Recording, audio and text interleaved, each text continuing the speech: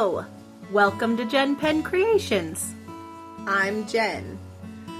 Today, we are going to be talking about the power of changing our opinion. I mean, I know a lot of people think that once you have an opinion about something, you have to keep that opinion about it forever. But what if you learn new information about that situation and you learn that your opinion was off a little bit and maybe you were wrong? I mean, I've learned that lesson in life. Maybe you have too. And today, that's what we're going to talk about. So I hope you stay with me. We'll get right to it.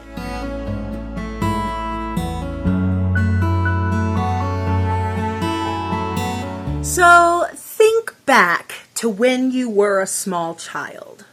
Were there things that you thought about or that you thought were a certain way, but then you grew up and realized that things really weren't like that and you had to redo your thinking about it? I think we continue to do that as we get older. I know I have.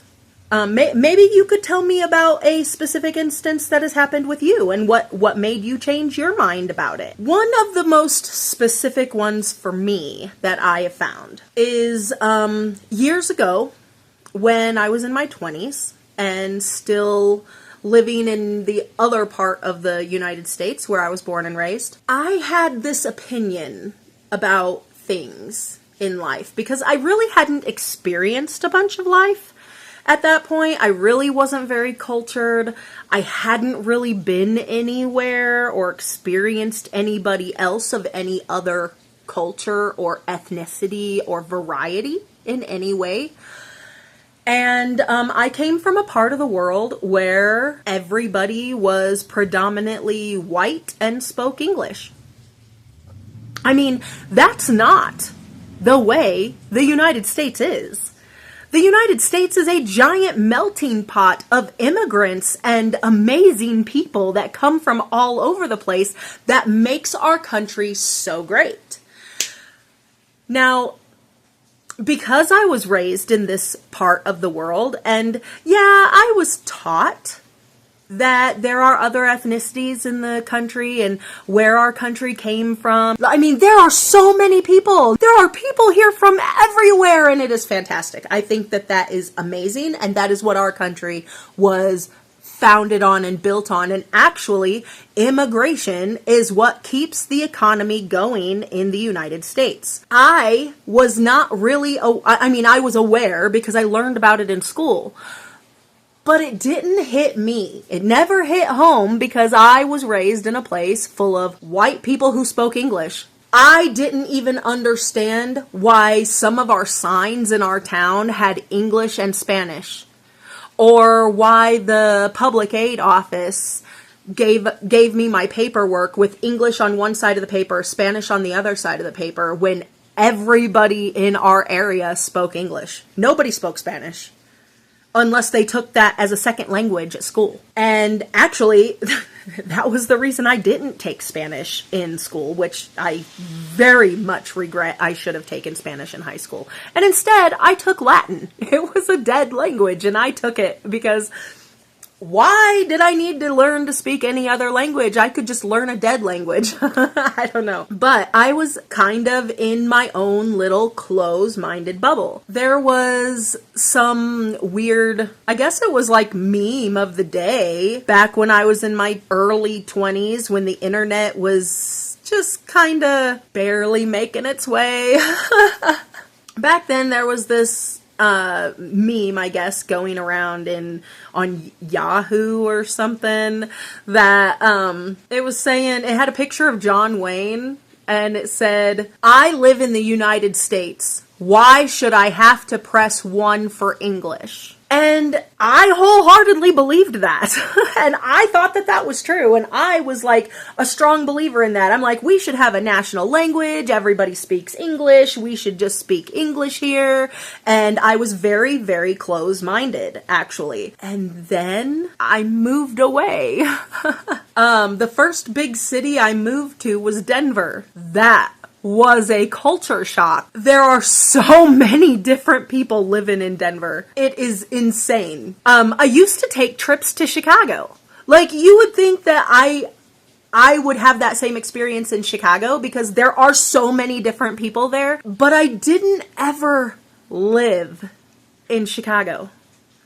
I only went there on like weekend trips to go see my aunt or to go visit my ex-husband when he was in Corps school at the naval station. All of that. I only spent minimal amount of time in Chicago. Like, I know that it was a melting pot of people and there were so many people there, but I never lived there. I lived in Denver, and it was definite culture shock. I had a friend who lived in a suburb of Denver, a small little industrial suburb of Denver that is full of mainly Hispanics and Spanish-speaking people. When you go there, you pick up a lot of Spanish, and you realize that if you don't speak Spanish or you don't know Spanish, you're kind of in the minority, and you don't really know what's going on. There have been numerous places that I've been. San Diego was another one. And LA, oh my goodness. There are so many people who speak so many different languages. It's not just even English and Spanish. So then I had to revisit that thought that I had where I live in the United States and I shouldn't have to press 1 for English. And I started thinking about that, and I'm like, you know, our amazing United States of America was built on immigration. People from all countries and all walks of life who speak all different kinds of languages. And then I did a little bit of research, and I found out that the first person to initiate or suggest that the United States have a national language was actually Ben Franklin. Long time ago. But he was shot out of the water too. He was told, no, because we've got too many people here who speak other languages. We don't need to narrow it down to just one language. We need all of these people who speak all of their languages. They came here to have the freedom to speak their own language and worship their own gods and live the American dream, right? Like, isn't that what America has promoted for generations now? Back to Ben Franklin. When he suggested that the United States have a national language, the national language he suggested wasn't even English. He suggested we all speak German because, like, over 60% of the population in the United States at the time spoke German and were from Germany. I mean, it makes sense, right? If everybody speaks German, why don't we just have the national language German? Well, he was shot down because of the same reasons why we should not have the national language English. Because there's too many other people here speaking their own language, and they came here for the freedom to do that. It really made me have to change my way of thinking. And I mean, as we grow older, we have a tendency to stay stagnant in our thoughts and opinions about things.